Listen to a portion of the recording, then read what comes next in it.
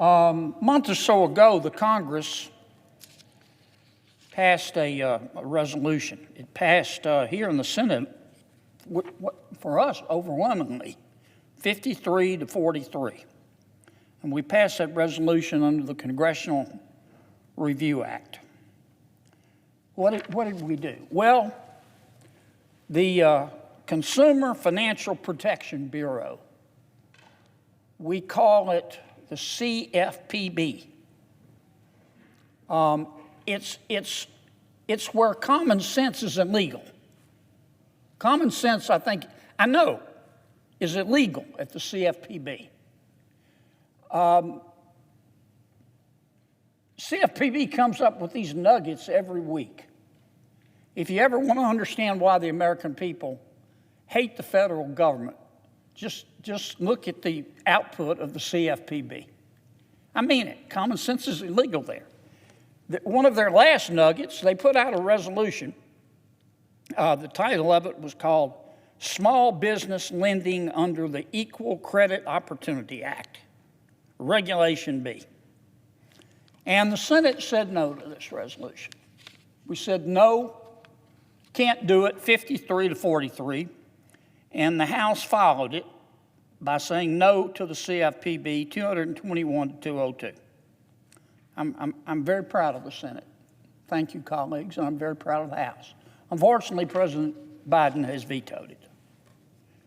If I didn't know better, I would think that the president is auditioning to become the president of an Ivy League university. Because let me tell you what this resolution will do, unless we override the president's veto. Once again, you're a small businesswoman or small businessman. You need a loan.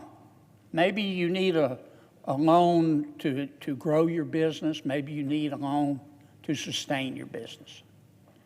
You go to your community bank. You say, I need to borrow some money. You submit your financials. The bank does its job. It does accurate underwriting. But before the bank can make a decision under this new CFPB rule, where common sense is illegal, the small banker has got to turn to that applicant and say, look, I got to ask you a bunch of questions.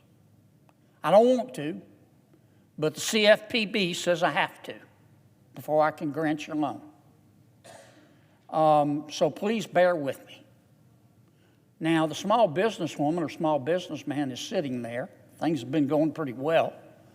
That small business person's feeling warm and toasty, thinking I'm going to get my loan and I'm going to be able to keep my business going and keep my people employed. But it sounds like to me there's a hitch here, because my banker's being very apologetic, and I can tell he's upset about this. But I'm going to try to help him and comply. So the small banker says, okay, let's get going. I've got to ask you 81 questions. And the banker from the small bank starts with this small business person. First question, are you female? Next, are you male? Are you black? Are you white? Are you mixed race? Are you another race? Are you Hispanic? Are you a homosexual? Are you a lesbian? Are you a gay? Are you gay? Now remember, this is probably a small town in a community bank with a small businesswoman and a small businessman applying for a loan. And the CFPB, our federal government, is telling the small banker, you've got to ask these questions. The questions continue. That small banker looks the small businesswoman in the eye and says, are you bisexual? Are you transgender? Are you queer? Are you intersex? And on and on and on. Now, that small businesswoman, it could be a small businessman, is going to have a couple of reactions. First, she's going to be thinking, what in God's name has happened to my country?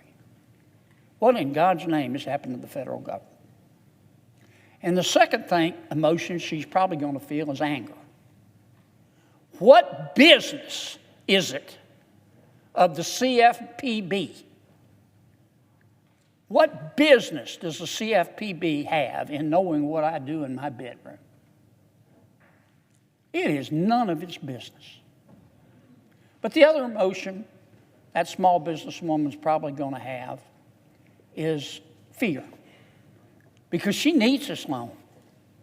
And if she looks that small banker in the eye and says, it is none of your business whether I am gay or straight. It is none of your business what I do in the privacy of my bedroom with a consenting adult. It is none of government's business. That small businesswoman's going to be thinking, man, if I do that, he could deny my loan. It's not the fault of the small banker. It's the fault of us in Washington, D.C. It's the fault of Joe Biden, because he has vetoed this resolution.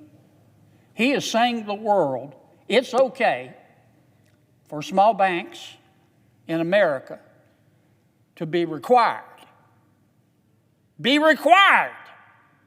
to turn to a small business woman applying for a loan and say, are you lesbian? Are you gay? Are you bisexual? Are you transgender? And after they answer or don't answer, all of that information is sent to a federal agency, the CFPB, which has a data breach about every other Thursday. This is insanity. And today, in about 10 minutes, I am going to ask this body to override President Biden's veto. If you believe in fairness, if you believe in privacy, if you believe in the freedom of the American people, if you have taken your meds today, if you have any semblance of common sense left, you will see that this proposal by President Biden is like a rock, only dumber. And it is, I can't think of a better example why the American people have come to hate the federal government. And I can't think of a better example to explain to people why President Biden's poll numbers are on a journey to the center of the earth. It's stuff like this. Thank you, Madam President. I yield the floor.